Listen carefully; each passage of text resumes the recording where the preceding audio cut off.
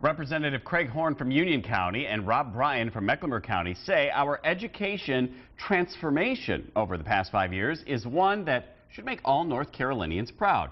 So we asked you as parents and as taxpayers, how do you feel? Do you think our education system has transformed for the good? And we are hearing from a lot of you. Let me start with one of the parents that I have. Martin says, as a parent with school-aged kids, I just don't see it. I started reading this thinking it was really going to talk about the problems. Instead, it's an opportunity for politicians to pat each other on the back and talk about how much this state has improved. Our schools are a sorry state. To write an article about it is an insult to the kids. I think that is an incredible point. I read the entire article. It's right here, and I thought there is no statistics backing this up, and you have to take into consideration the source. This is, you know, from our representatives here locally in Union County and Mecklenburg County, and they're part of the Education Appropriations Committee. And so it, to me, was just like there was nothing substantial at all in that article. And we're hearing from an actual teacher this morning, and I love her point too. Jennifer says, as a teacher, it's so frustrating. Teacher assistants on the verge of being fired. We've been telling you about that in the news.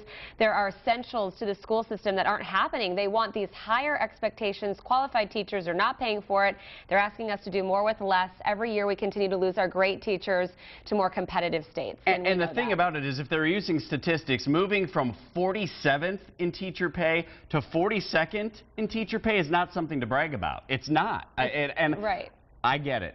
If you don't know this already, my wife is a teacher in Charlotte-Mecklenburg schools. So just, yeah, you may say, well, that's because I wouldn't feel any differently if my wife had any other occupation. I will say that teacher pay is a big issue, and not having teacher assistants in the most important years when kids are getting those basic building blocks, especially reading and things like that, when you've got a classroom of 25 kids and there's no one there, come on. Wilson, and one of the big things that they're saying, taxes are down, income's up, we have a surplus, then why don't we have a budget?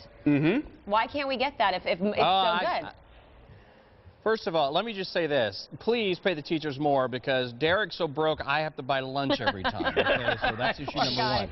Okay, issue move on. Next point. I got a lot of nerve. I know a lot of you guys, you've seen me kind of push the envelope on the show.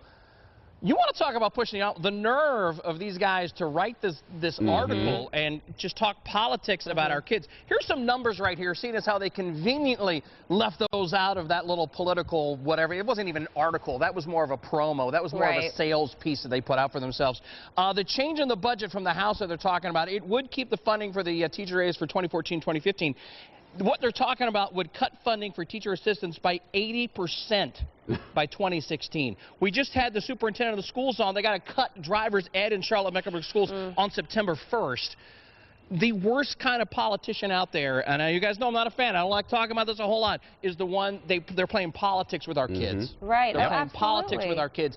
And shame on them, shame on you. I don't want to go all Jon Stewart on you, but good googly moogly, I wish you still on the air, because he would rip this letter apart right here. It's interesting it is you bring shameful. Up all you politics. parents out there, all of you parents out there, you should be completely ashamed of these people, because it is ridiculous. It is politics with our kids, and it is shameful. And that's what Adam said this morning on our Facebook page. He says it's Republicans and Democrats in the state destroying the system by completely underfunding and destroying teacher morale. So absolutely. Yeah, and you know, we're going to keep going with this topic. Apologies to those of you on the Ashley Madison thing. We don't have enough time to get to it. The other thing that I just want to say is I want to make it very clear that we have a problem with the lawmakers. I think our teachers, at least from my experience, are doing a fantastic job for the most part. You're going to find a few bad eggs in any occupation, but when you don't know if you're going to have a job after a couple of weeks on the job, that is very scary. There are a lot of families in this area that are counting on those teacher assistant jobs and trying to scramble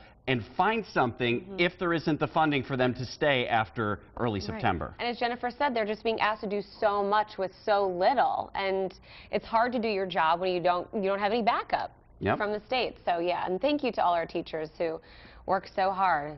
That's a tough job.